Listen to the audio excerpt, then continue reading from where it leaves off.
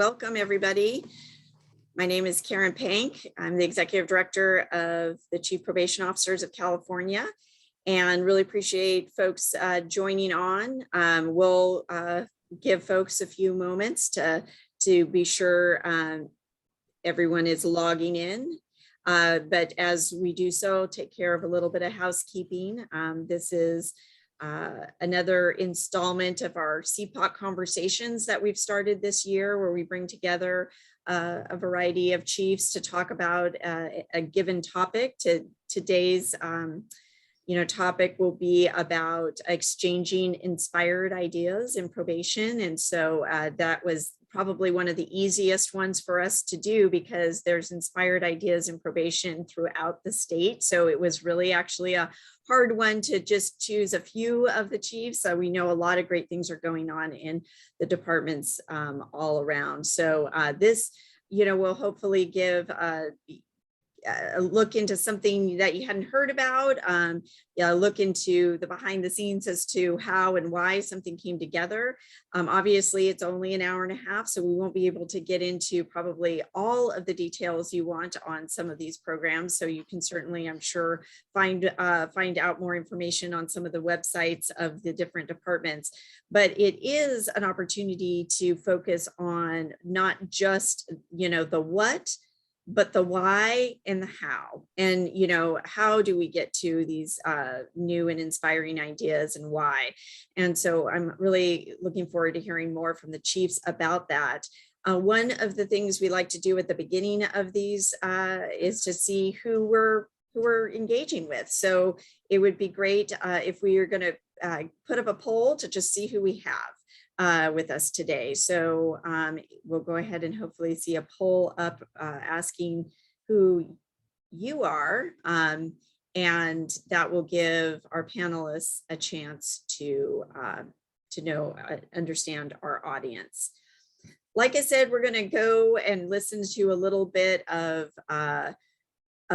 each of these programs. I'll do an introduction of each chief as they come up to talk about their program today.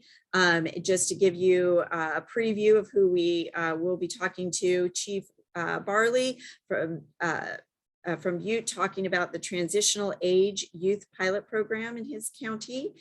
Chief Popper, the Mobile Chipper Crew Program out of Placer.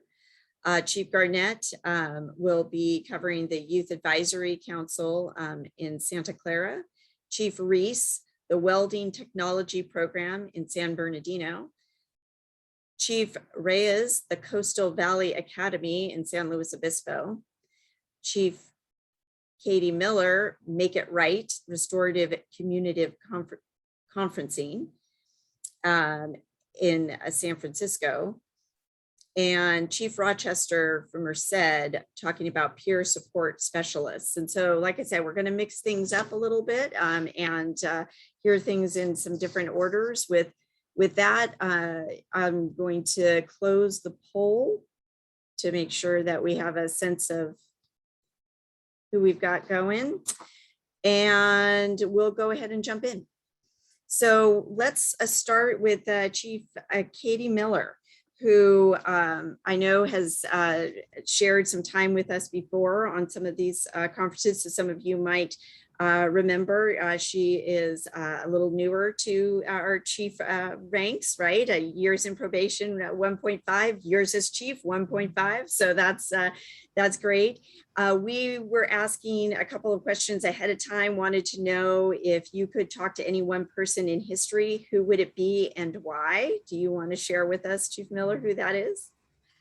Yeah, I hate having to pick one person, Karen, so that's made it really hard, but the person that I was thinking about a lot lately was actually Bobby Kennedy, because I feel like we're at a moment of great divide, and that in some ways he was a wise person about that issue. It'd be great to talk to him about it now.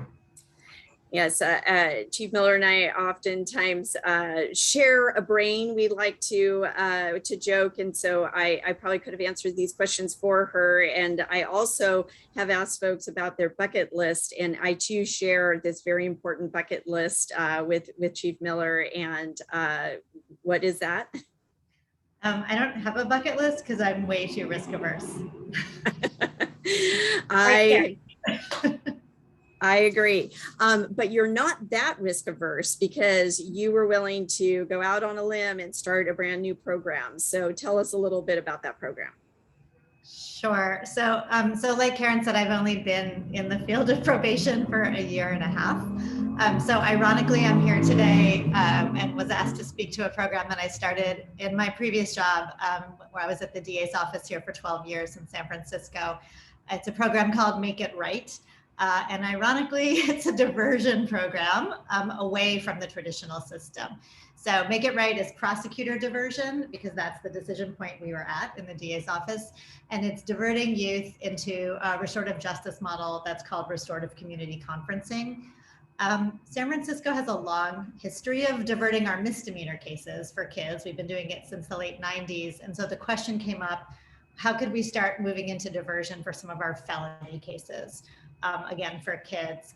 And so we actually looked to Alameda County, which had a promising program, restorative community conferencing, and we didn't replicate it, I would say we adapted it to San Francisco.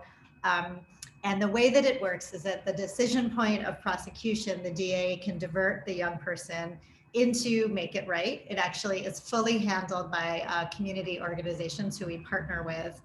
And they work with the young person, the harmed party, and their respective supports to do a facilitated restorative conference. So there's pre-meetings with each party. It's very victim-centered, harmed person-centered in terms of where it takes place, who's in the room. And then it's a heavily facilitated restorative conference leading to an agreement where the young person identifies very specific tasks they're going to do across 4 dimensions, repairing the harm to the victim, to their own family, to their community, and to themselves. And then within a 6-month window, they complete those agreements with the support of a community case manager. If they do complete, we don't prosecute, or we didn't prosecute when I was in the DA's office. And if they didn't complete the program, the case went forward as if it always would have. But everything from that process stayed out of the courtroom. So it was really an independent process. The information did not come into court. We evaluated it. We started it as a randomized control trial. So we actually did that for the first 5 years, and it had significant differences in recidivism from kids who went through the regular court process, lower levels of recidivism, much longer to recidivate, higher satisfaction reported by all parties, and at a much lower cost. So that's the program that I am bringing into the room today. And thank you for sharing that. It's interesting, and some folks might say, well, wait a minute, that's a program that wasn't in probation. But, you know, I have also heard you talk about this program before.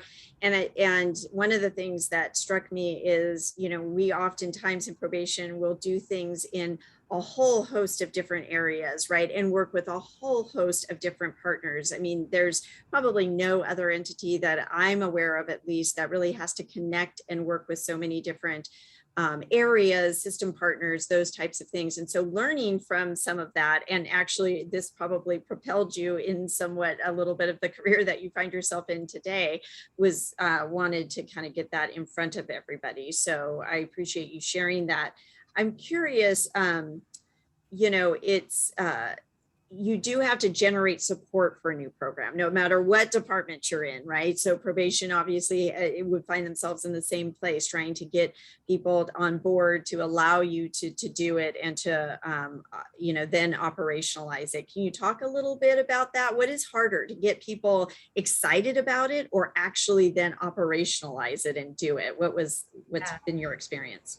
Yeah, it's a great question. And part of who we had to get comfortable with it was probation. So it can't be more ironic that I sit in this seat at this point. But, you know, I don't see kind of buy-in and operationalizing as distinct, because I would say what we did was we developed an operationalizing plan that built the kind of buy-in mechanisms into it.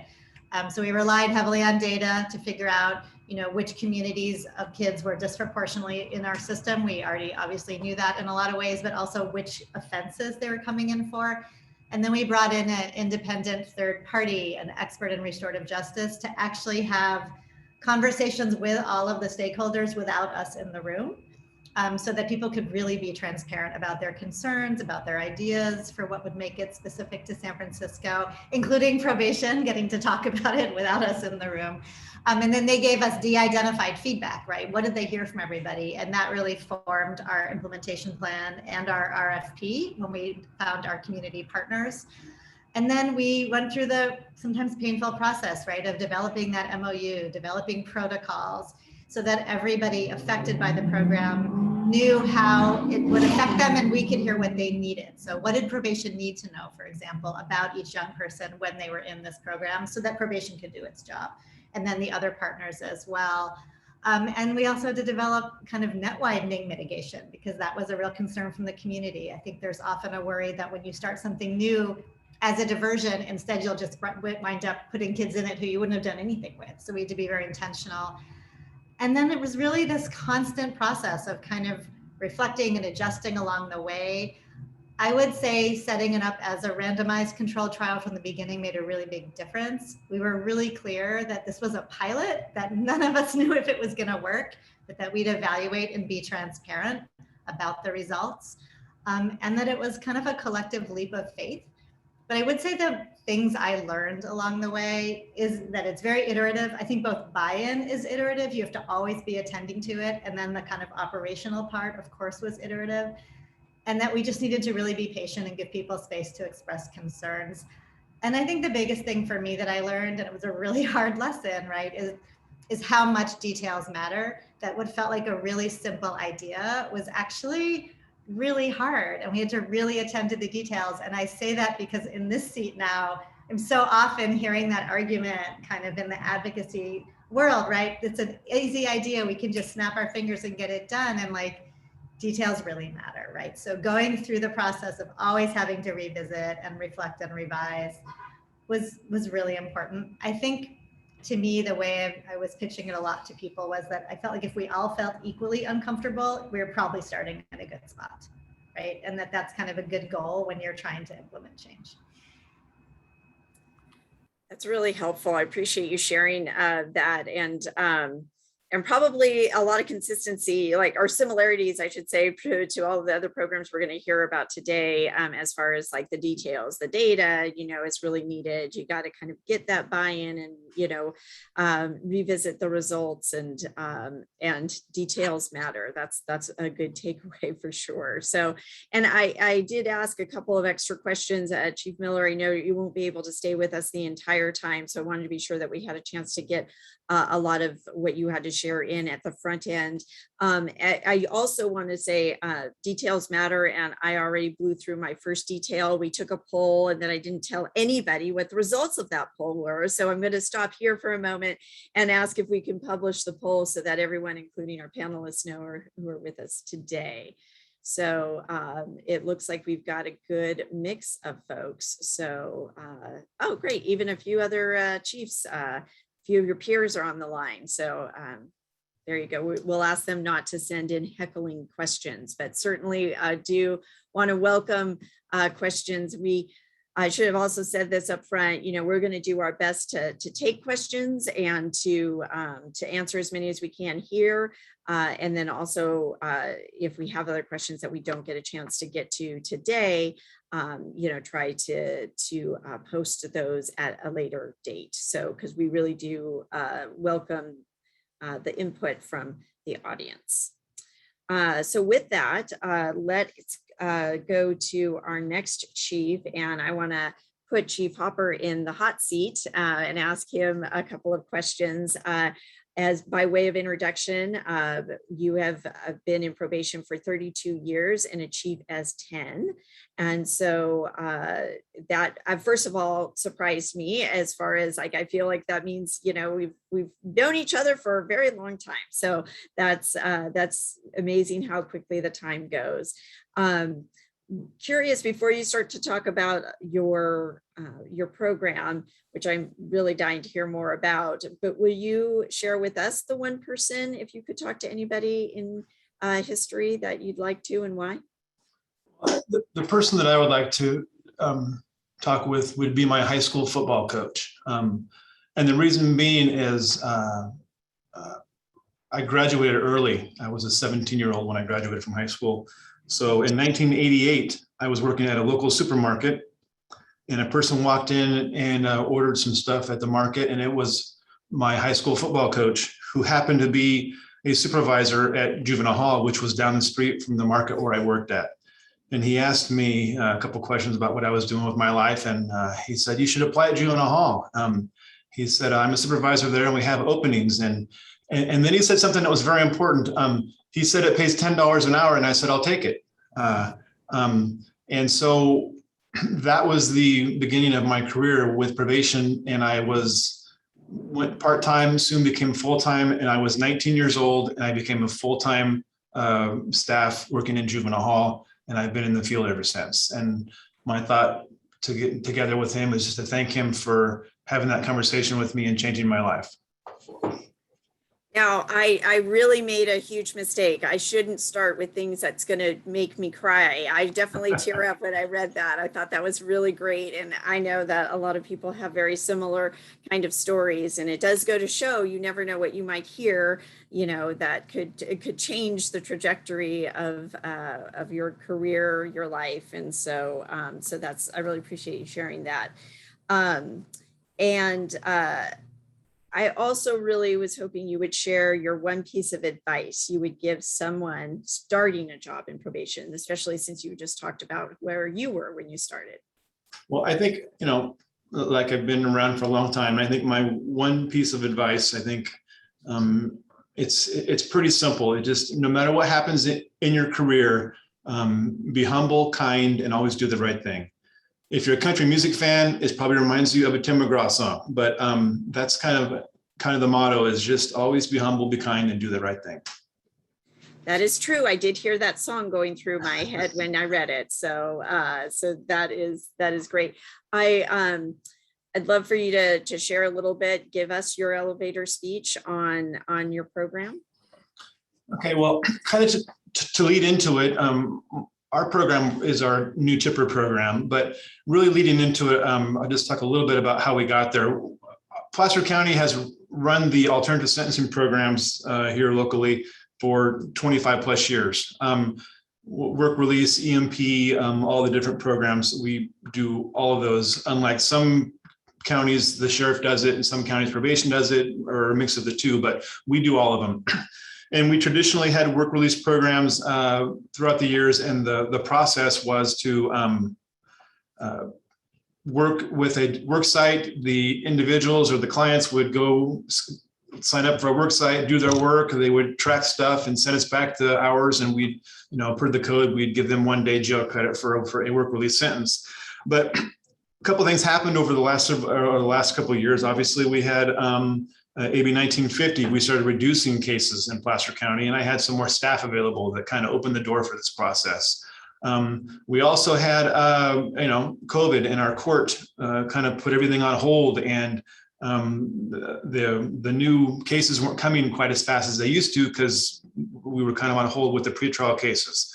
So we were able to reduce our work release population down, add existing staff down because of the reduction in caseloads. And we switched from a model where we would send people out to go on programs to a full-blown supervised mobile crew. So that way we would have a probation officer out in the community with a crew performing work. And we started doing that, things from graffiti cleanup to picking up trash on the sides of the road, doing parks service and different things in the community. And at the same time, we were working on an opportunity to try to incorporate the chipper program. Obviously, if you watch the news, fires are a huge concern in the state of California. And I wanted to develop a program and utilize these individuals for a chipper program to help do what we can do here in Placer County to mitigate the effects of fire and hopefully prevent fire. Obviously, you probably heard the different stories about people hard time getting homeowners insurance. You got to have a defensible space line, all those kinds of things. So I wanted to see what we could do to help that. So we worked with our CEO's office and our board, and we were able to develop a plan and a partnership with the recreation district here. And we started assigning our work release participants to the chipper program crews. Now our crews were backed up months, and we still are. So we started small. We went through a couple of hurdles to get there. Obviously, from a risk management perspective, probationers and a chipper don't go well together. So we had to get through that part. And basically what we decided to do was the recreation district would hire the person who's actually putting the stuff in the chipper, and our crews would do the support work to get it there for that person. So that's how we got to a kind of a common ground regarding liability. So once we got through that, we started our program. We now have 4 crews running almost on a daily basis. And the key and one of the most difficult parts of running this program is, probationers are flaky. We know that. So we have to find and make sure that we get these crews to the work sites so they can do the job. And sometimes they don't show up. So we developed a process where our other mobile crew would be working in the general area. In the event that a crew was short, we'd pull somebody from the other one and fill it so we can maintain the chipper program as the priority work site for that day. Since then, we've got 4, like I mentioned earlier, we have 4 crews running in addition to our mobile crews doing different types of work. We've purchased trucks and vehicles and different things with the support of our board, and we're going to continue to expand that program. And as we go forward, I really do think that one of the things that is important is this is a win-win. After you get past the liability and the contract issue, it's a win-win for the community. We have people that are owing jail time and they're doing their community work, getting 1 day jail credit for every 8 hours in the community. The community wins because we're helping people mitigate the risk of fire. Our local law enforcement agencies win because we're allowing individuals to participate on this program that are lower level, which means there's more room in the jail for the people that really need to be there, who pose the greatest risk to our community. And it also provides a sense of work ethic and integrity to the workers themselves. They enjoy it and they enjoy being out there. In fact, I think next week, we're going to have one of our people that participated in the work crew will now be hired by the recreation district to become the person that does the actual chipping work. And that's a pretty decent job. So that's kind of the overview of the program, and that's kind of all that I had for right now. That's great. That's great. I really appreciate you sharing that. And it is like a lot of these types of programs are win-wins, right? That's really, I think, one of the strengths of probation. It seems like, this is just another example of reading what is needed in your community, because what can be so powerful for not just the community, but your clients, is to feel as though they are also giving back to the community, that there's value and worth in that. And there's a win-win in all of that. And I think a lot of these programs, that's another similarity, but that's, your county and you, Chief Hopper, have always been really good at that. You find the little places where probation is uniquely prepared to connect the different needs. And it's not easy to start up these programs. I'm sure there were 1,000 different issues that popped up. You mentioned at least one of them, but that's doesn't stop it, us from trying to figure those things out. So I appreciate you sharing that. And I know we'll want to come back and ask a couple of follow-up questions as well. But just to make sure we get everybody in here, we'll also go to the next program. And I want to introduce Chief Rochester. You're up next. You are 22 years in probation, and this is your first year as a chief. So it's really been great to have you at our table. And I love the person who you would want to talk to in history. I think probably a lot of folks share this as well. So who is that? Hi, Karen. So I selected John Augustus as my person that I would love to go back and talk to and bring back with me to join my field training officer team so that he could kind of bring it all back home and remind everyone, what the purpose is for what we do every single day and working with our clients, both in the facility and also out in the community. So that would be great. I like that. Like if we could just clone John Augustus as our field training officers throughout the state, that may be a really good place for us to go. So we'll get on that. That's great. Will you share with us your bucket list answer to that? I think is really would be interesting to the audience. Sure. So I've always had a goal to strive to get into leadership in probation. And I've always shared with my staff members that, you know, I wasn't selected the first time when I tried to promote. Maybe I wasn't selected the second time when I tried to promote, but I eventually was selected. And I'm proud to say that I am the first female chief in law enforcement in Merced County. So that was something that meant a lot to me. I have a daughter who, you know, I want to be a good role model for. And I also have a Girl Scout troop, and this is their senior year. They've been a troop since they were in the 3rd grade. And so I just have always told them, you know, if you work hard and you keep your eye on the prize and you stay focused, you can do whatever you want to do. And so I just, that made me very proud, and I hope I've made them proud too. Look at this. I keep making the mistake. I'm pulling all the tear jerkers early on in the discussion. This is great. Well, I appreciate you sharing that, and I'm sure the audience does as well. Super helpful message for many who are listening in.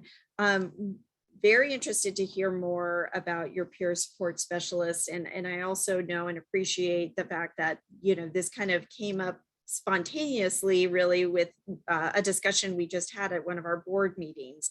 And I was so glad that it did, because it ties into a lot of things that we're talking about just in and around the state today. So it was perfect timing, and I appreciate you sharing it with us today. So I'll turn it over to you. Sure. So the Merced County Probation Department has a classification called a peer support specialist. And the peer support specialist can be anyone who has either directly been involved in the system. They could have been a family member of an individual who has been involved in the system, or a spouse or significant other. And when I say system, it doesn't necessarily have to be probation. It can be some other system. So some other mental health, HSA, or some system that has impacted either that individual or a family member and vicariously has affected them. And so we have in our field services division, we have 2 full-time peer support specialist positions that are embedded. Those 2 full-time positions are at our Trident Center working with our PRCS clients. They're delivering CBT, such as Leadership for Life. They're doing a mentorship program. And then we have another full-time peer support specialist in the field services division that's actually employed by behavioral health, but we were able to acquire the position by way of SB 803. So for those of you who have good working relationships with behavioral health, if the behavioral health has a peer support program, the peer support can actually bill Medi-Cal for the services that they're providing to your clients. So that's a potential funding stream for those of you who may be interested in the position. And then in our custody division, we have 4 full-time peer support specialist positions, and we also offer 3 part-time extra help peer support positions inside the facility. And so one of the things when we think about the peer support specialists, and I have a few of them here in the audience, I did check to see. So I'm very happy that they were able to join us. But one of the things that I have noticed about the peer support specialist position is that they're able to connect with our clients on a much different level. And it truly, you see the difference when you see them working with our kids and our clients. We train them. You know, we bring them on and we don't just throw them to the wolves. We actually send them to training to deliver MRT. They're delivering MRT in conjunction with our deputy probation officers who are going inside the facility.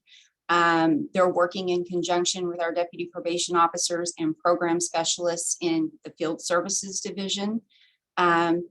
it's an amazing thing to see the difference in some of our clients' lives. And we have a couple of individuals who work for us who are formerly clients. And so I don't know, for those of you who know much about the Central Valley, but we don't have a whole lot of resources. We don't have a lot of CBOs to choose from, like some of the Bay Area counties.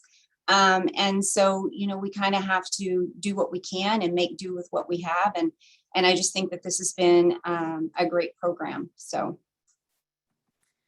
I appreciate you again sharing that. And yeah, I mean, it reminds me of the saying, right? It takes a village, I mean, it really does require everybody to kind of get involved. And again, it's another example of probation connecting in ways that maybe, we hadn't thought possible. And it sounds like it's been a really big success in your county. And that's wonderful that your specialists are on the call today or the webinar today. So thank you for joining us, and thank you for doing the really important work that you do and expanding our probation family, which is wonderful. So thank you. And we'll again circle back, and I do want to invite folks to put questions in the Q&A if you have any for either the specific programs or just in general, and we'll get to those as we get through the rest of the program.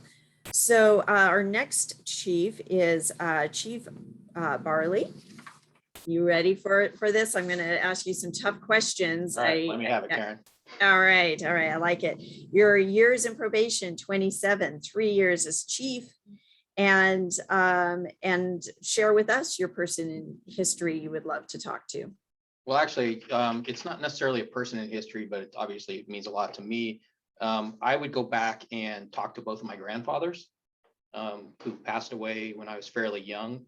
Talk about their experiences, specifically in World War II, where my mom's father was a prisoner of war, and just kind of explore what that was like, and then also talk about a little bit more about our Portuguese heritage. So my grandfather was full Portuguese and came over to the U.S., and so I would kind of delve deeper into that on a more personal level. So, really love it. Share the one piece of advice that you would give someone starting a job in probation. It ties very nicely, I think, to the topic today. well, I'm going to do two things after hearing Chief Rochester. The first one is wellness. Just take care of your own wellness from day one. It's so important.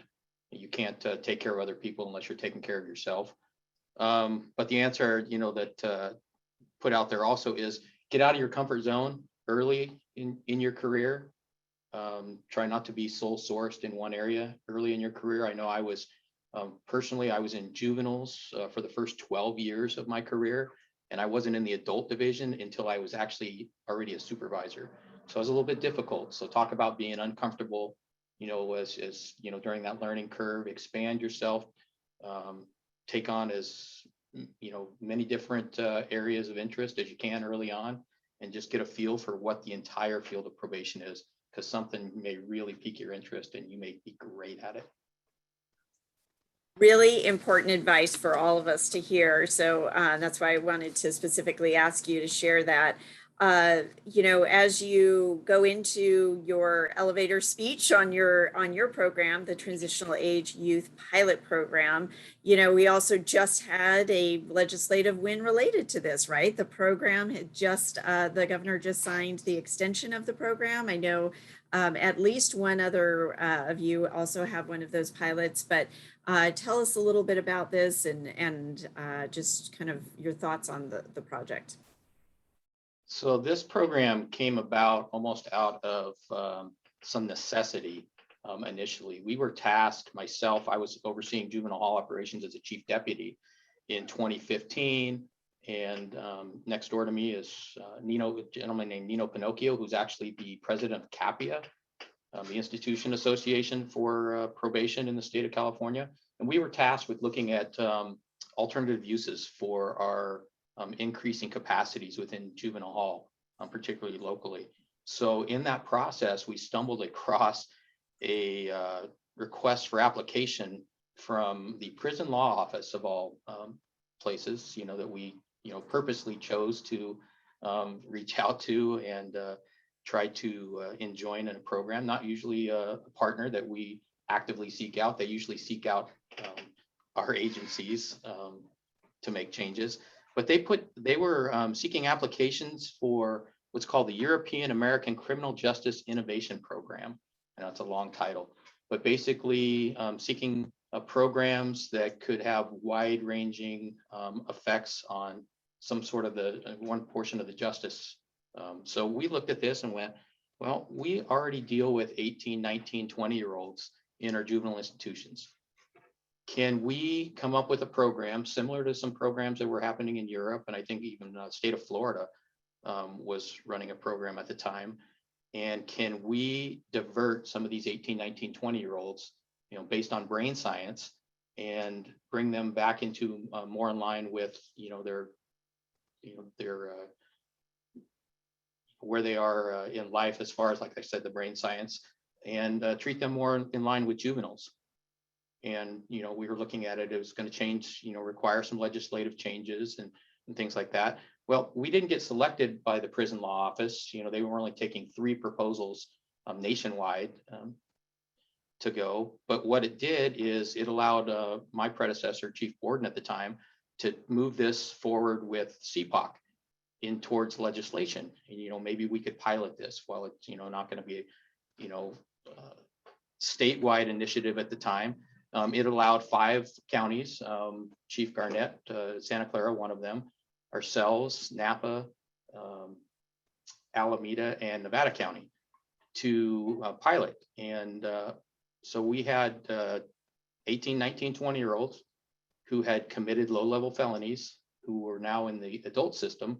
We allowed them to be diverted back to essentially almost a hybrid system. So they were technically still in the adult system, but they were deferred. That's a common theme I think you're hearing with some of these programs today. That legislation was signed into law, SB 1004 in 2016.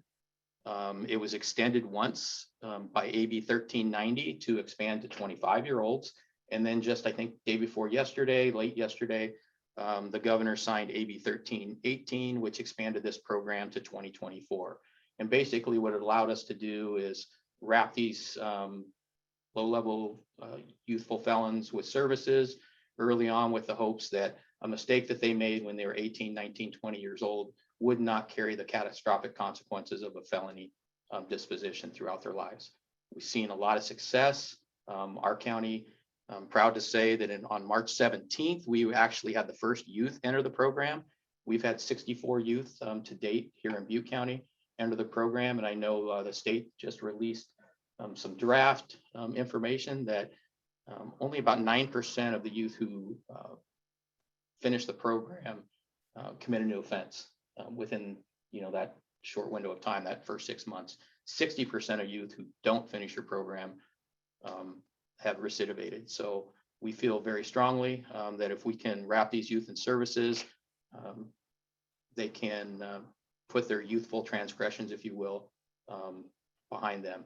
If they complete the program, it's like many diversion programs, it's just the felony goes away as if it basically never occurred. So they get a lot of relief on that. So it's a big lift for us.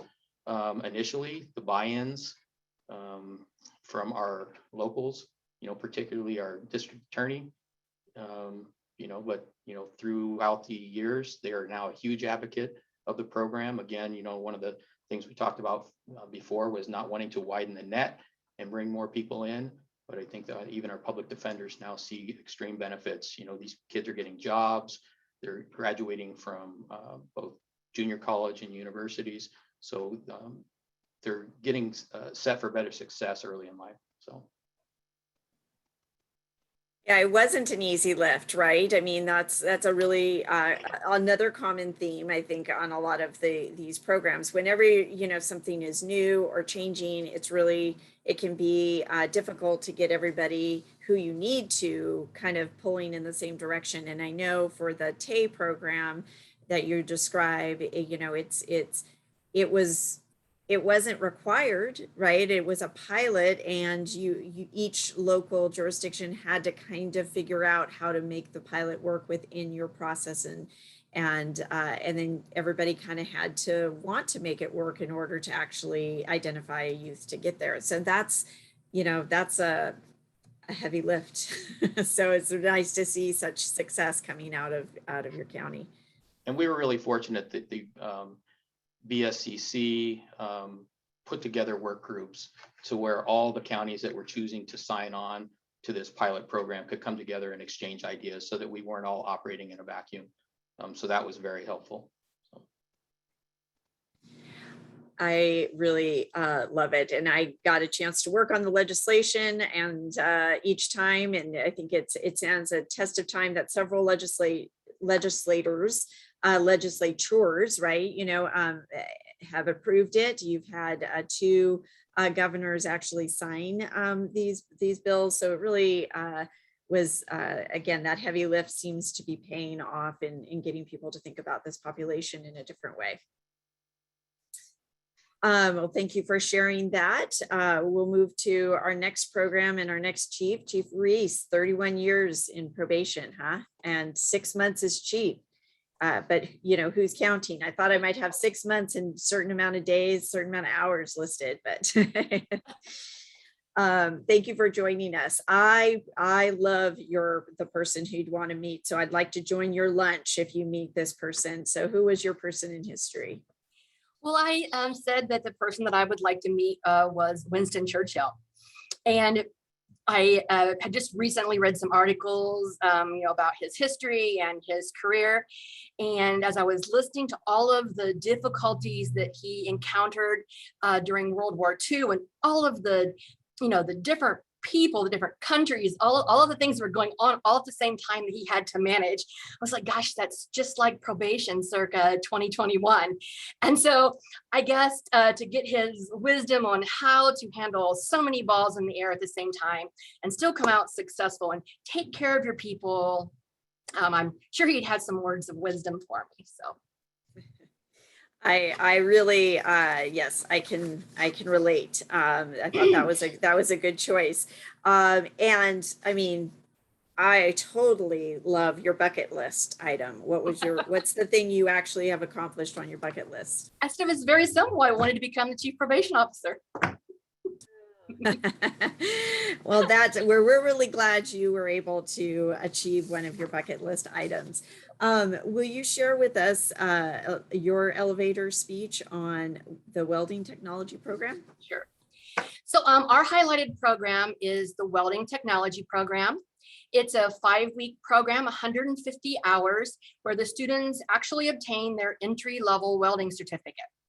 And so what makes this really we talk about innovation and staying current and looking for new programs that work for people. Our county is geographically very, very large. So we have a lot of resources inside the major cities, but we have 2 large deserts in our county. And so how to provide services for everybody can be a real challenge for us. So this program is unique because it is a mobile welding trailer. So the vendor is able to service all areas of our county. So after the program concludes, the vendor pulls up, takes the trailer to the next location, and we start the classes all over again. Also, in each of our major geographic areas, we have workforce development embedded in our probation buildings. So after the students finish their class, probation, the vendor, and workforce development work to make sure that the students have the opportunity to take that next step and either continue their education or find placement in classes, whatever it is that they're particularly looking for. And it's a relatively new program for us, but currently we have 14 students that have gained industry recognized certification, 4 students who have owned their 4 students who are working as certified welders, 2 students that started their own welding businesses. 1 student continued their education at a local college in continuing welding, and 1 student secured a union-led apprenticeship in our area. And so again, as we all know, welding is a high-paying job. It's a job that can, it can make a difference in a person's lives. It allows them an opportunity to successfully leave the criminal lifestyle and take care of their family and support their family. So it's a great program. And again, it's relatively new, but it's very promising. It's very exciting. Thank you so much for sharing that. And I believe we were able to highlight that on some of our social media as well, because you've also done a great job in your department in really kind of educating the public and the community about what you are doing, and really making sure people understand what probation's role is and some of the different activities that are happening. So we had that on social media.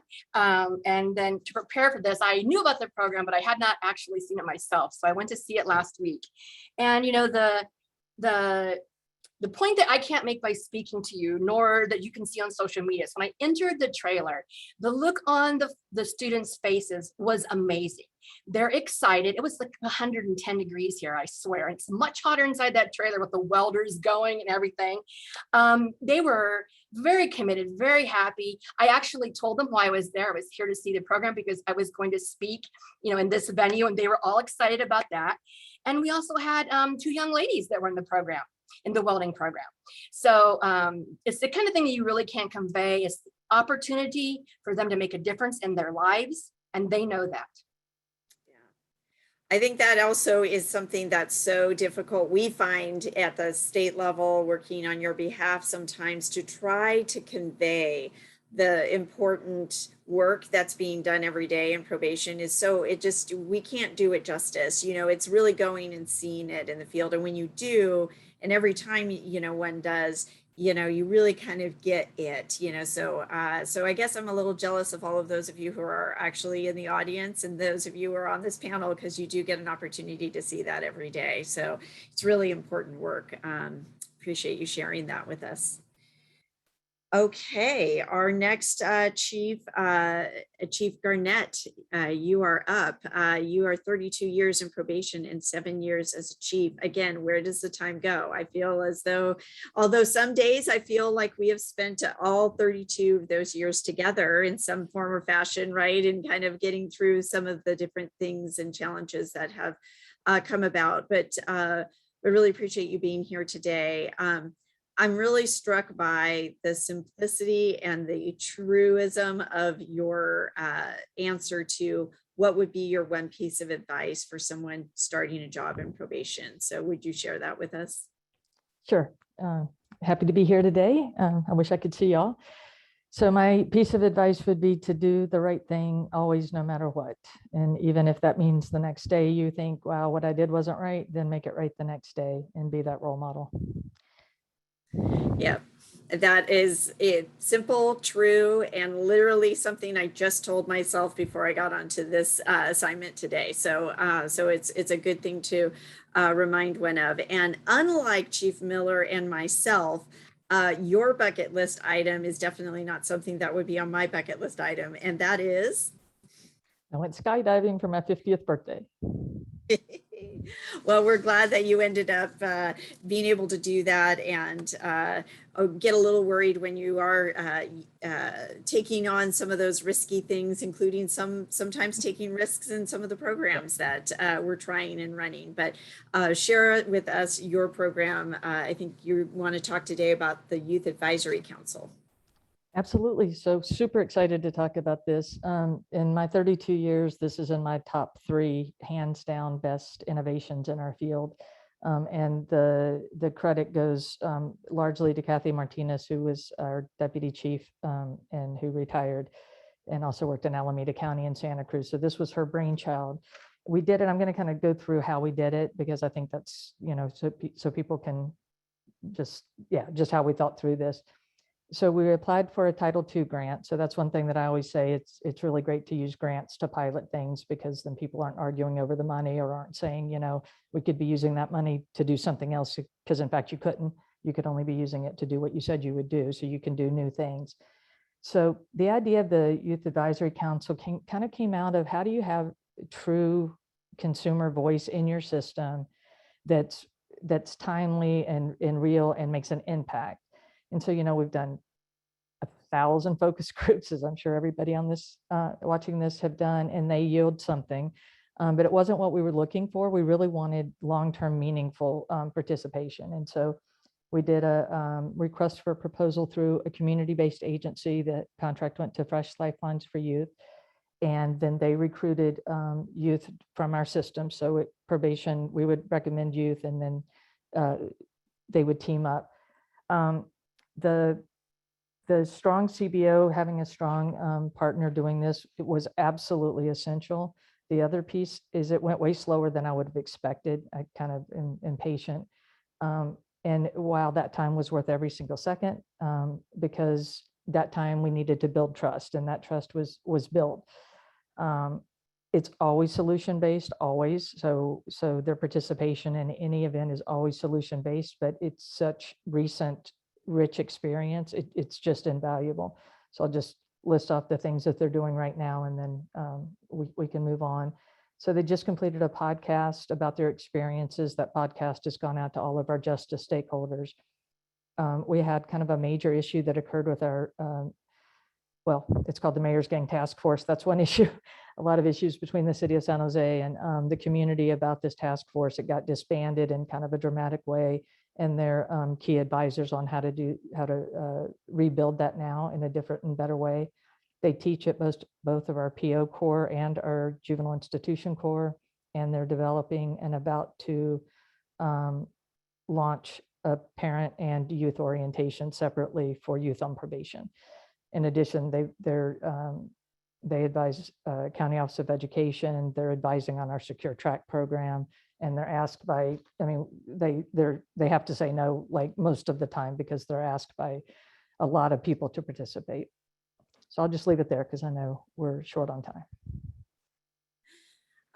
Yeah, well, that's because there's so much to talk about. So I do appreciate that. And I do know that we have got so far a couple of questions. So we will get to a few of those as well as a few others. But this brings us to, last but not least, one of my favorite programs. I love to see how this really took shape and has been around now for a few years. And so I'm sure you've got some data on it. But Chief Reyes, this takes us to your program. And I want to first introduce you a little bit to the audience. You've got 23 years in probation and 11 months, 10 days, and I don't know how many hours now. I also am a big fan of your one person in history who you'd like to talk to. Who would that be? Yes, that would have, there I go, trying to learn how to still do Zoom. Yeah, I'm going to say welcome to everyone that's watching in the virtual world. But yeah, my one person history would have been Dwight David Eisenhower, a long time been a student of World War II. And I just think, thinking of him in charge of one of the greatest allied forces in our history, to lead the mission to free Europe, having to deal with not only big personalities like Churchill and Montgomery and de Gaulle and Patton, and able to really bring people with very diverse views together in a collaborative way, reminds me much of what the work that probation does. So there you go. Absolutely, absolutely. And then your bucket list item. Well, it was not to be a chief probation officer, and I didn't have any clue about what I actually wanted to do when I grew up. But no, on my bucket list, once I got done at Cal Poly here in San Luis Obispo, I always thought one day I'd like to go back and teach political science and American government. And I've been on the faculty there part-time since 2016. So you're going to start making me call you professor is what I'm getting from this conversation. And I will comply if that is what you prefer. So that's great. No, that's really exciting. And obviously what a great institution to be able to also be associated with as faculty. So, well, that is wonderful. Now tell us more about the program, the Coastal Valley Academy, otherwise known for those of us in the biz, CVA. Yes, CVA or Coastal Valley Academy. And I think for full disclosure, this was not my idea. This was my predecessor, retired Chief Jim Salio's vision of what he wanted to see I'm just the guy in the seat now that doesn't want to screw this up, right, going forward. So, so that's really my job. But I'm happy to share, really his vision of what he was looking to do with our Coastal Valley Academy. But it's really important because we're talking about, I think it's important to talk about how sometimes ideas take a long time. And this idea of the Coastal Valley Academy really started in 2008 when he first, or 2009 when he first became the chief. And it took almost 8 years to see it from idea to actual, when we opened the camp up in March of 2017. So it took a while to get it done. There was a lot of things we had to do in our current facility. We had to actually expand our facility to allow for the capacity to have the room to open up the camp. But in short, this Coastal Valley Academy is our alternative to group home care or STRTP care. As you know, been in the business as long as I have, and many of us know that for a long time, group homes, we weren't happy with the outcomes we were seeing from youth that were placed at group homes. Often youth would run away, not only put themselves at risk, but at times would commit more crimes. I think when we send kids away, we put up natural barriers to engage with the family in transition planning. Sometimes it was hard for them to get back home for home passes. And so by bringing these kids back to our county through the Coastal Valley Academy, what we did was really meld the services that you would see in an STRTP or a group home with the acknowledgement and the recognition that some youth still needed a secured setting in order for us to really safely address their issues. And that's what the Coastal Valley Academy is. It brings these two important things together. We all don't want to keep kids in secure confinement for a long time, but we want them there enough so we could address their issues. And the great thing about the Coastal Valley Academy is not only do we partner with our community-based partners, but we also partnered with the University of Cincinnati and their research institute. So we adopted their curriculum in terms of the cognitive behavioral skills that the youth go through. It has a full range of services: substance abuse, family counseling, the case management services. The youth in the program are active in our community. They often volunteer for large community events. They participate in different fundraisers. There's an opportunity for them to be out in the community with our staff. I think the great thing too is that it's a great opportunity for our staff in the institutions to be part of that program because it really allows them to work in a different way with our youth. I mean, we want them to be engaged, to be coaches, to be mentors, to really be walking along the side of each of those youth in that program as they go through the phases. And probably, I mean, I think one of the unique things about the program, and again, I'm going to give my predecessor the credit. A lot of the way we funded this was he was able to get the general fund dollars that are often left in child welfare's budget. He was able to get our child welfare director in the county to take those general fund foster care dollars to help pay for the program. And I'm happy to report, since we've opened that program, I think in 2017, we've only had to place one special needs youth in an STRTP. So we really have done a great job of keeping all our youth local. I don't have a whole lot of data, but the two what stood out to me is of the 35 youth that have gone through the program or have exited the program, 80% of them have had some level of risk reduction using our risk assessment tool. So we will assess them when they first come in, and then we assess them post program. And 63% have seen a reduction in their criminal thinking. Again, that's a pre and post assessment we do using the Texas Christian University criminal thinking scale tool. So I would say that we have a lot of hope and promise in this program. I think it's really exciting where we're going with this. And as most of the chiefs here know, we've now opened up this program to out of county youth, and hopefully there'll be some of you out there willing to give us a shot. So there you go. It's my 30-second sales pitch. Very good. I like we call it elevator speech, Professor Reyes, not a sales pitch.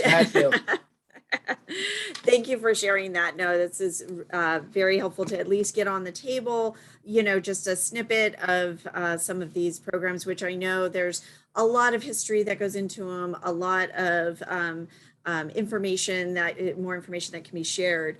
But, as we said at the beginning, we're hoping to also kind of talk about not just the specifics of the program, but, the why it's important to do these types of things, how do you kind of get some of those things up and running, just generally speaking.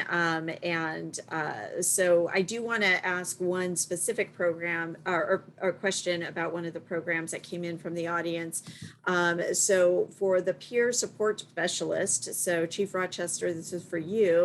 Did you experience any challenges with the background process when you went to fill these positions? Oh, wait, you're muted still. Thanks. Well, at least it didn't just happen to you, Chief Rios. It happened to me too. So we're in this together. Okay, so we have our HR department who screens for specific things before those applications even get to us. So we have that process in the initial. Now, recognizing that these are formally system involved individuals, then those applications come to us and we have an interview panel consisting typically of, depending on whether it's custody, the positions for custody or field services. Once the individual passes the interview panel, then they go into background. And so they're assigned a background investigator. There is a rigorous background. The background investigator conducts a home visit, talks to neighbors. We're talking to other family members. So there's a lot that goes into the background process for all of our positions, including the peer support specialist. And then after the background report is received, I review it. And then I actually meet with the applicant and have a very long conversation about their history and why they're interested in coming into the field. And then, they go into a conditional offer and they go through the medical process. I do review some background reports that come through for the position, and I don't feel that that person is ready based on some of the things that come out of the background report. But what I do want to say is that even if you're going through CBOs, CBOs, you have no idea what their background investigations consist of. For me, I appreciate the fact that I have my own background investigator who conducts my backgrounds on individuals who are coming into the facility and working with our clients in the field. And so I find comfort in that. And yeah, not everyone is appropriate to work with our youth and clients, but I definitely believe that, 90% of them are. Once they have completed their terms of probation or parole, and that they deserve that opportunity for us to look at them and consider them for employment and become a member of this team, because I think they recognize the barriers that exist way greater than we do at being in this field. So. Great, appreciate you really going over that with us. I know that was a question from the audience. I want to pose a question actually to all of you. I know there's many questions that we're probably not going to be able to get to today, but one thing that is kind of ringing around in my head as I'm listening to the different descriptions is it sounds like it's a lot of hard work. Putting together a new program, doing change, whether you're, trying to talk people into doing it, talk your staff into kind of getting behind it, to, finding the funding for it or the political support. Change is hard. So why do it? Why is it important to do it? Who would like to take a shot at that? I'll go. Yeah, I think if you don't want to do that, then you shouldn't be in this field, frankly. Our field is just ever evolving. I've done this for 32 years and that's what's fun about doing this work. So it's like you have to have the focus and the energy and the excitement. They're night meetings, they're weekends, writing grants, it's all of that, but you get that synergy, and you get the synergy like with these youth. It's like there's you can just do amazing things, and it actually isn't an energy zapper. It's kind of an energy maker. Oh, I like that. I like that. Thank you. Chief Reese? Yeah, I couldn't agree more. I think most of us come to this profession with an intense desire to work with people, to improve people's lives, and to make a difference for the community that we serve. And, it is the most rewarding thing. Everyone isn't successful, but the successes that we have are extremely rewarding personally. And, it's like Chief Garnett said, this is doing the right thing. This is why we come to probation. This is who we are. Yeah, exactly. That's great. Chief Barley? See if I can figure out all these things here. And quite honestly, change is inevitable in our profession. So if we're not leading the change and figuring out, what needs to change, others will impose change upon us, which is far less desirable, quite honestly. Well spoken. That is very true. So depending on whatever your motivation is, for that, these are the things, to keep in mind. And, it kind of strikes me as, there's a lot of discussion around, which isn't specific to these programs that we're talking about, but just reform in general, which sometimes spurs about change, right? But what I really liked, one of the things, Chief Garnett, you pointed out, our profession is ever evolving. And we use that word a lot too when we're talking to different folks about the descriptions of it, because that is, sometimes reform means that things are bad, and something had to completely change. And that is sometimes true about anything, right?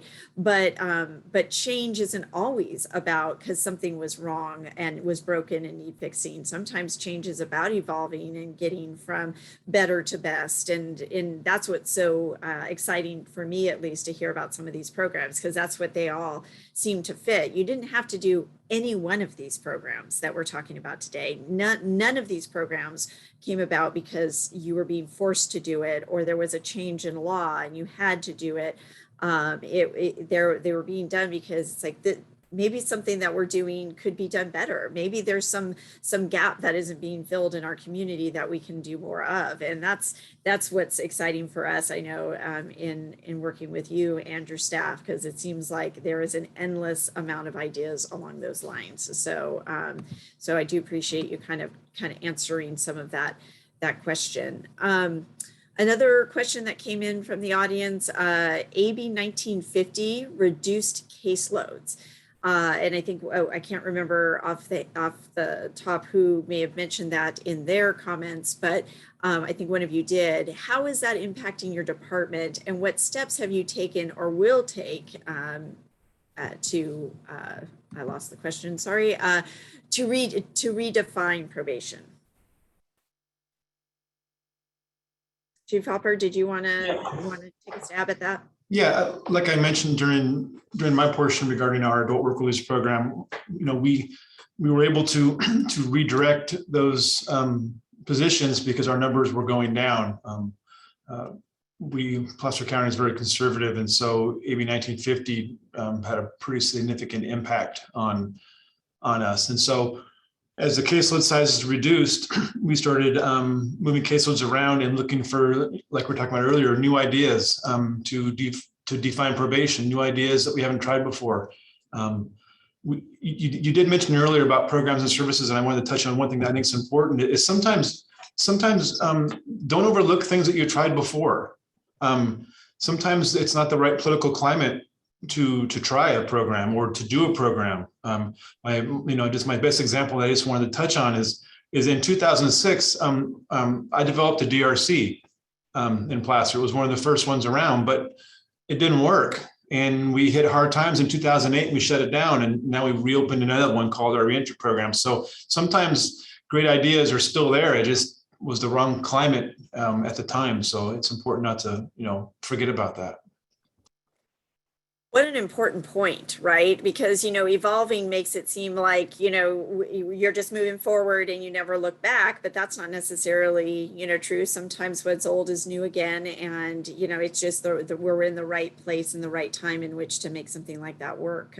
That's a really interesting point. couple of other questions to bring up, and it looks like well, it's good. We're getting some questions in the Q&A. So when wanting to implement all of these programs, whether on large or small scale, how do you bring everyone together in part to make sure people realize everyone plays a part in the success of these programs, right? How do you motivate your staff? Yeah, I mean, I could take a Great. crack at that a little bit. I mean, I think for me, it's and whatever the idea idea may be, I think it's important when you're as a chief or in any leadership is be able to connect it back to what is our mission? I mean, why do we exist for? And making sure you can answer that why to connect that idea back to the why. And I think that's something we obviously did with the Coastal Valley Academy, was making sure that all staff understood the why. Why were we doing this? And so I think just making sure that you're able to do that with clarity and consistently reminding staff why we're doing something. That's great. I could just And add a that's little good bit to hear. more. I just wanted to comment a little bit more on that also with the, with the ideas, you need the buy-in of your staff. And the way that I like to do that is to bring the idea forward and give the idea to my staff and let them run with it and let them bring it back to me. And before, we know it, what I thought was an idea comes out even better because my staff know the trenches and they know what's going on out there and they can look at different views because we all have a different lens. And so I find some of our best programs and ideas may have originated somewhere else at some meeting, but it actually comes from our staff. Yeah, no, that's really helpful, and kind of ties to a question that I was thinking about earlier in the comments. You all are chiefs now. I mean, obviously had come through probation, and so probably pitched chiefs at the time with when you weren't one about a new idea, and now you're hearing from staff about various ideas or programs that wants to get implemented. What advice would some of you have for having your staff pitch something your way? What helps put something over the top for you and make it happen? I'll jump in. I mean, for me, we have a lot of work groups and opportunities for staff to participate in kind of innovation throughout the department. And in the staff that do that, just have a more global view of how things work and how they connect. And you can have a great idea, but it's all about the details and getting that buy-in. And so I find the staff who switch jobs more frequently and don't get stuck in one kind of lane, and who participate in kind of cross-divisional work, that then when they come up with ideas, usually they're fleshed out and most of the things have been thought through. So that's how I go to. And then just real quick on the I wanted to just touch for a second on the shoot, I just forgot. I'll come back to it because I did want to say it. It was something that Chief Hopper had said. As soon as it comes back to me, I'm gonna. Perfect. Well, interrupt when that does happen, and we'll keep because there's like more questions than like I said before, we're likely to have time for. But I am curious. Oh, you've got perfect. See, now this is how our conversations go all the time. I know, because this is like my thing. It's how one of the questions was, how do you get buy-in from everybody? And I think how you get buy-in from your staff may be different than other people, but it's just about what's in it for them. Like, what are their barriers to making it work? Like the young adult program that Chief Barley was talking about. It's like, okay, what are your 2 barriers? Public defender, what are your 1 barrier? DA, can we address those and move them out of the way and move forward? But just really finding out what's in it for each person, and then they kind of get excited too. We talk a lot about that at our table. Chief Barley too. Yeah. With a lot of the programs that we develop, particularly with our juvenile populations, inside our juvenile hall, it was building that trust factor with staff, because we're going to let kids out for the day to go to college or to go to school or high school or to go to a job and trust that they come back. Well, what if they walk away? Like, well, some will, but, trust us, it's not going to fall on you. And just show them, through time that support. And then, also 6 months into the program, all of a sudden that's just what we do now, because it becomes ingrained in the culture of what you do. And to speak to what Chief Hopper also said, and I forget if I said it during my initial talk, but this idea of serving 18 to 25-year-olds, like I highlighted earlier, Jane Pfeiffer actually wrote a paper for CPOC in 2007 on that very topic. And so, 8 years later, we circle back and we're actually implementing treating 18 to 25-year-olds differently.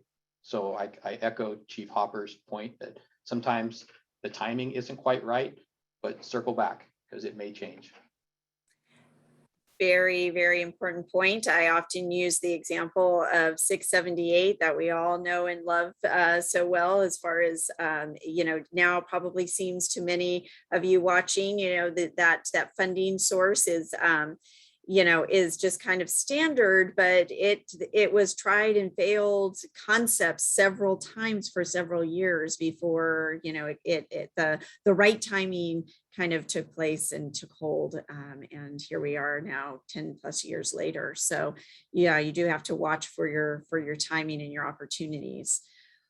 I'm trying to figure out a way to make this sound like strength-based, right, or positive. I don't want to sound too negative, but there are probably lessons learned for when you guys maybe have tried new and innovative programs that didn't work out well. And maybe it wasn't because about the program. Maybe, as we just pointed out, it's the timing, funding dries up. But when we're talking about the why and the how, do you have any advice to give regarding things to watch for when you are looking at implementing something new that could, end, in not a great result? I can answer that one, Karen. I think the important thing for us all to remember is just the inclusivity of decision-making throughout the process, and also coming back to the table while, after the program's been implemented, and talking about any, existing barriers and addressing those issues as they're coming, and recognizing that maybe sometimes not everything works, and maybe, your original plan is not going to be the way that you had envisioned it, and be okay with kind of changing the trajectory if that's what you need to do. You can't just stay stuck and know, this was the vision and we have to stick with it this way. Sometimes the vision has to change as the program progresses and the idea progresses, and you just have to be okay with doing that. Really important advice that I'm going to take home with me, because honestly, that is probably true about anything we do, in your personal life or otherwise. Yes, maybe I am a stubborn person, so I'm going to try to remember that doesn't always result in success. So that is super helpful. If I could just comment real quick on that as well, talking about a plan and how it changes as you get buy-in and feedback. And what we actually do as chiefs when a plan comes to us. I think I kind of have this checklist in my mind that I do on almost everything, and I think it's kind of interesting. I kind of ask myself. I start with is it an election year? Who's up for election in my county? Was the sheriff going to like the idea? Will the board like the idea? I obviously need money, so I need board support. Are they up for election? What does my CEO think, who happens to be my boss in Placer County? Is it going to, make it through that process? And then I look at the fact that we have numerous independent judges, and what are they going to think about this program? And I go all the way down between the sheriffs and the police agencies, community service providers, and then our staff as well. And then as you go through this process in your mind, your plan is changing and it's evolving to gain support and buy-in from these individuals as well, and agencies. But I think that's something that's important, because if you don't have buy-in, the greatest plan can go down fast. And I think that's an important part of developing any program or any service, is to get buy-in from everybody. You won't always get it from everybody, but if you can get there and get full majority support, the plan will gain traction on its own. Yeah, and if I could just jump off what Chief Hopper said, I think, that speaks a lot to transparency. So if you're being really transparent about your program, if you're collecting good data and you have that continuous quality loop going, then some programs just, they wear out. I mean, what was good 3 years ago just isn't as good for that target population. And I think it's how we message that to staff is really, really important. That it doesn't mean it was a bad program. It was just, it ran its course. And if you have data and you can really speak to it that way, it kind of takes some of the emotion out of that this was my pet project kind of thing. Yeah, that's all really important. And also things that I think probation, from my observation, has done incredibly well, and in part because you have to, right? Because you guys are constantly kind of in a space where there's not a magic wand in the probation department that you just get to wave and do whatever you want. You do have to get buy-in, and there's some benefit to that, and you do need to be transparent and collect the extra data and go that extra mile, which frankly tends to benefit the program and the people that you're serving. So it makes a lot of sense. We had a question that I wanted to throw to the group as well that just came in. What message do you relay to your department when newer staff are lifted up throughout the department because they're excited about getting involved, and I think we, see this, right? People have energy to want to do things and see change. And maybe that's one of the reasons why, they are involved. But you have others, and veterans, as we just talked about, change is hard. Like, why do it, and maybe they're not quite ready. Do you have some strategies that you could share that and tactics to help assist people who maybe feel like, well, what we're doing now is working fine, so why do we have to do some of this? I think sometimes it's just how you present it. I mean, there's no getting past the youthfulness of new staff and their great ideas, and just they're excited, and that's wonderful. But really the perfect union is that youthful enthusiasm of all of the great ideas and the experience that comes with staff that are veterans. And when you're developing your teams, reminding people that both things are absolutely important. The veterans have history, they know what works and what doesn't work historically. But again, the 20-year-old, the 20-something-year-olds, I remember those days when you're going to save the world, and that really is the perfect combination. So when you're making your teams, you look to that. And if you have to go to encourage the veterans to say, we need you, we need your experience, and don't be concerned about giving it a try and making sure they understand their value. And those are usually the best teams. Yeah, Karen, I would add too, it's kind of like chess. You got to kind of think 2 or 3 steps ahead. And so one thing you could think about doing if you're a young staff with a lot of enthusiasm and want to put forth an idea is to try to find a champion amongst those experienced officers. Try to break them, try to go one-on-one, try to, show them what you're thinking, and, get him or her's buy-in. They may be willing to partner with you, or at least, support you as you present it moving forward. So I think there's champions everywhere. You just gotta know where to find them. Great advice. A couple of other questions coming in. This is a kind of a specific one, but curious if any departments have implemented wilderness type programs like rock climbing to address alternatives to substance abuse. They're aware of Mariposa County has tried some of this, but curious if you guys are aware of any others. No? Okay. Well, it looks like we'll have to ask Mariposa County what they're doing to hear more about that.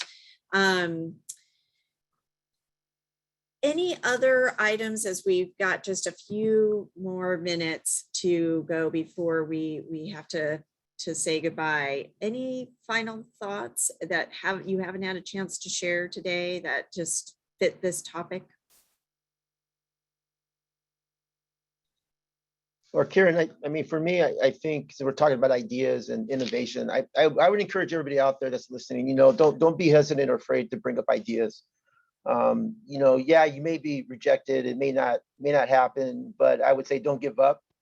I think as I think Chief Hopper said, and another the chief said, some of the best ideas really come from our staff. They're not coming from the chiefs. I mean, I always say that if you leave it to me, most of my staff will be disappointed, right? I mean, there's a capacity of how many ideas I have, but so I would just encourage everybody, you bring your ideas up and don't, and just go for it, especially if you really want to get into leadership down the road, start now, don't wait.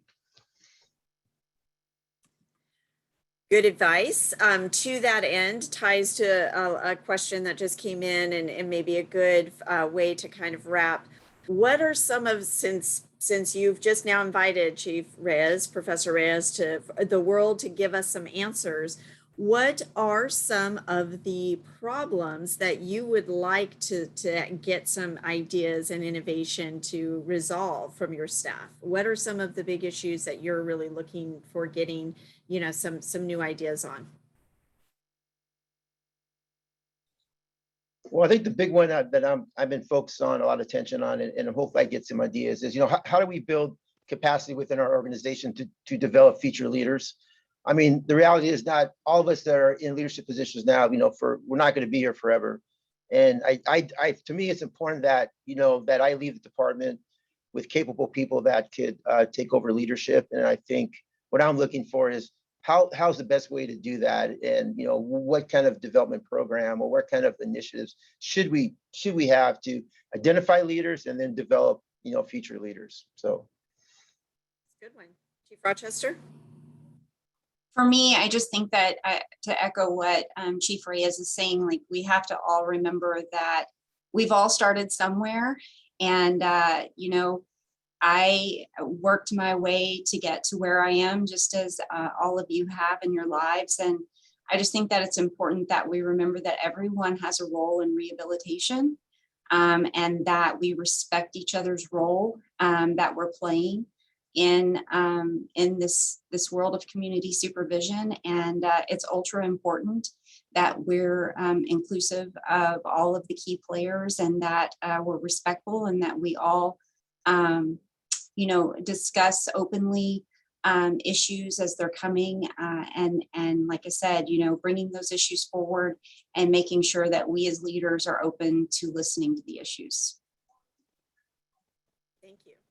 Chief Farley? And ultimately our goal, right, is, our communities are safer when people get better. So, the people who landed our door, no matter what brought them to us, if we can figure out more strategies, efficiencies, innovative ways to help them get better, ultimately the communities that we also live in are better protected. So that should be our ultimate goal.